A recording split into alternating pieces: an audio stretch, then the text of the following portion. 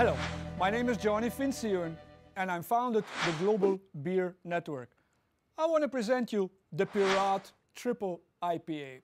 Piraat is absolutely one of the top 5 beers in the world, and I am modest here. Piraat is the Dutch translation of the English word pirate, but I bet you figured this one out yourself, didn't you?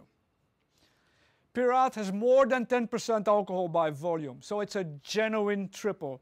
Lots of ingredients were used to make a complex, well-tasting beer. Plus, the brewer used several of its own yeasts. This is the most complex beer that you're gonna ever taste, so please take your time to enjoy it. Piraat is the historic example of an IPA. IPA, what does that mean? Well, it stands for India Pale Ale. The notion was for the first time used during the 18th century when the British Navy commissioned the English brewers to brew a higher alcohol beer to go on the ship to the West Indies, East Indies, come back, still be drinkable. Plus, they asked that the beer was hoppier than the normal beers, because hops is a beer stabilizer. The common beers at that time were not hoppy at all. Today's IPAs are very hoppy, extremely hoppy sometimes, so I'm sure not one pirate of that time would recognize our actual modern IPAs. But did I say beer on a boat? Isn't that illegal? Well, it probably is in some places, but it definitely was not in ancient times. Because, as you know, nobody drank water.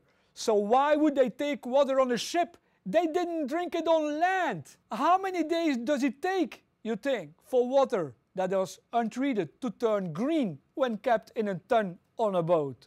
Huh?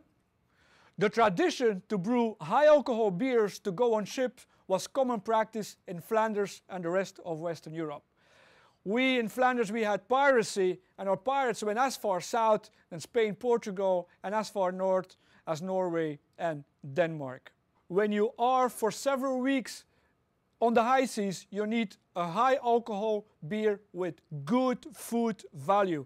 And I'm sure the captains also liked the other characteristic, and that is, after serving a pint of pirate to the sailor, the sailor was not afraid to attack the enemy's ship. In our own American history, we actually have proof of what I'm saying is correct. When the Pilgrim Fathers came to the Americas on their Mayflower ship, they had left the city of Leiden in the Netherlands, and yes, they spoke my language, Dutch, right?